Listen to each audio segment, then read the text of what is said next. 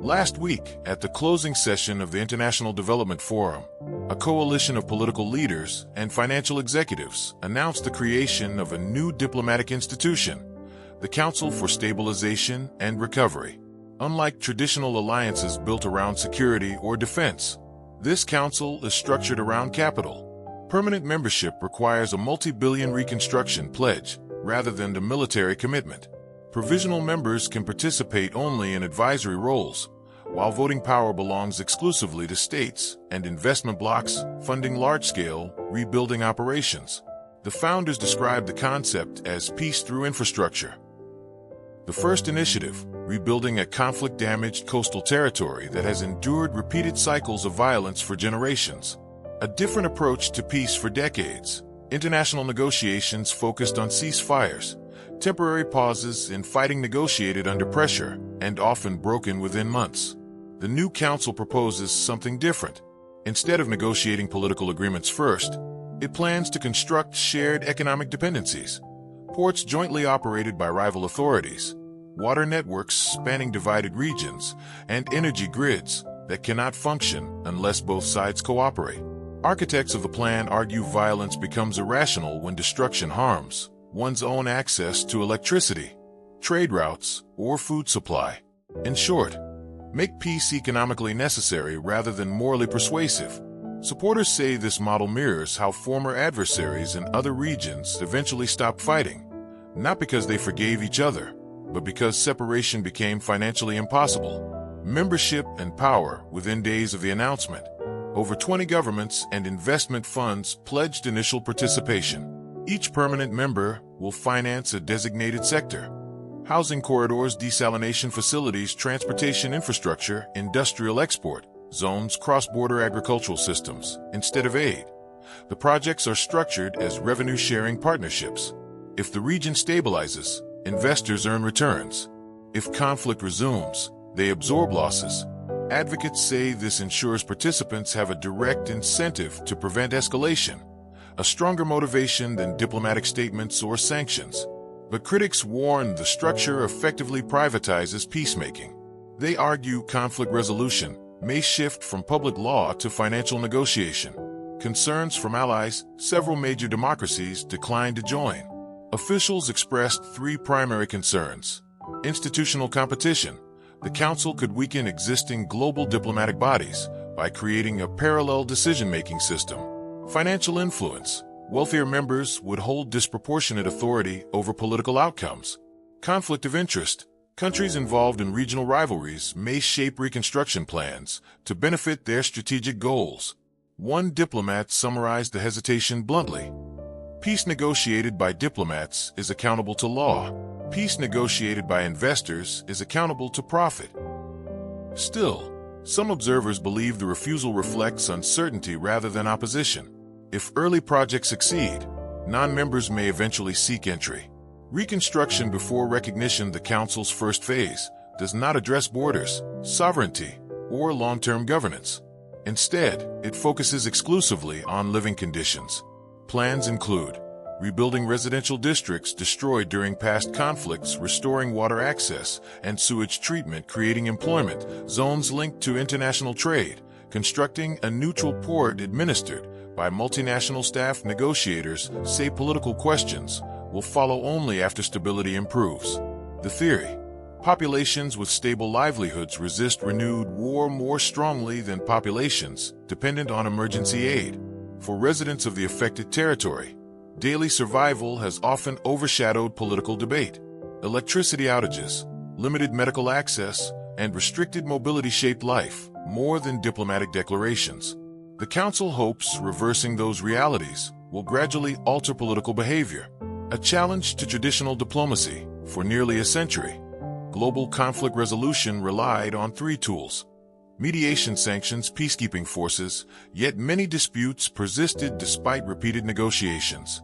The new institution reflects growing frustration among policymakers who believe diplomatic frameworks move slower than modern crises. Its founders argue the world now faces conflicts intertwined with economics, supply chains, migration, climate stress, and resource scarcity. Problems treaties alone cannot solve.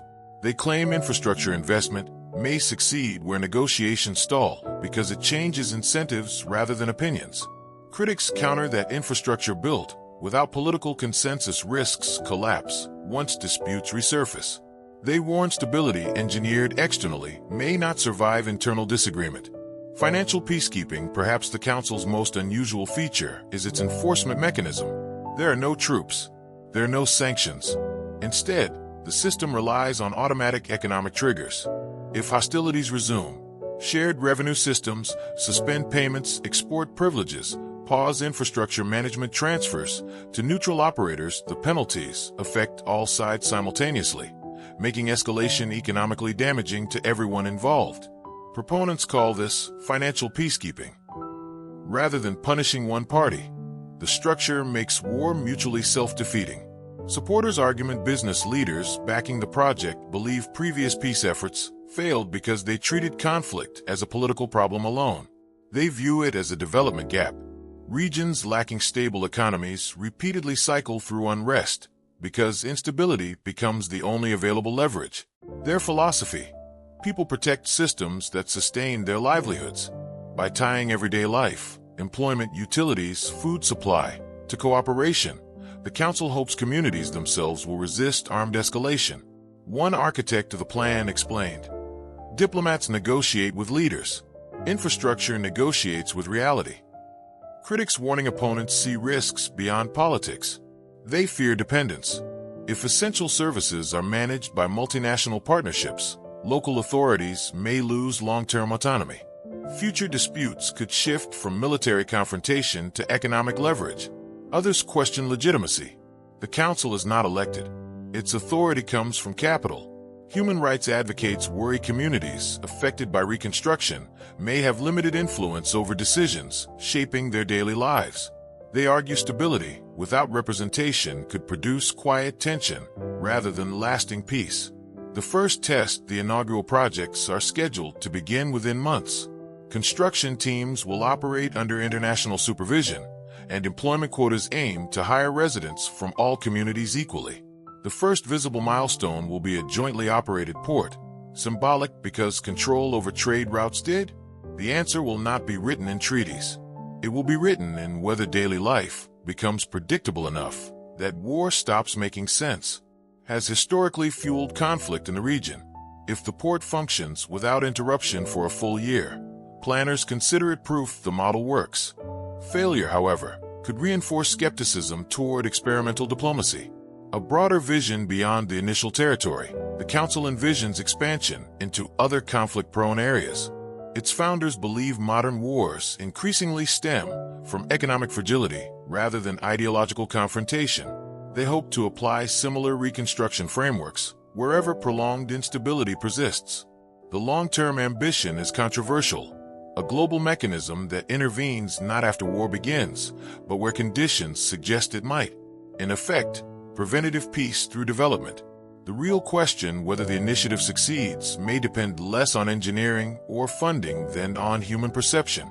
Will communities accept cooperation if it emerges from shared benefit rather than reconciliation? Can prosperity replace trust, at least long enough for trust to grow? Traditional diplomacy tries to change minds first and conditions later. This model reverses the order.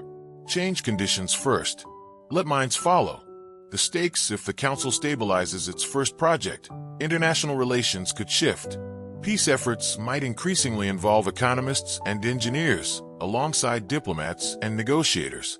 Conflict zones could become investment zones, not as exploitation, supporters say, but as insurance against violence. If it fails, critics will argue stability cannot be purchased, only negotiated. Either outcome may redefine how future generations attempt to end wars. For now, construction contracts are being prepared. Investors are committing funds, and residents wait to see whether roads and water lines can achieve what decades of agreements could not. Because behind the political debate lies a simple experiment. Can building together succeed where arguing apart never?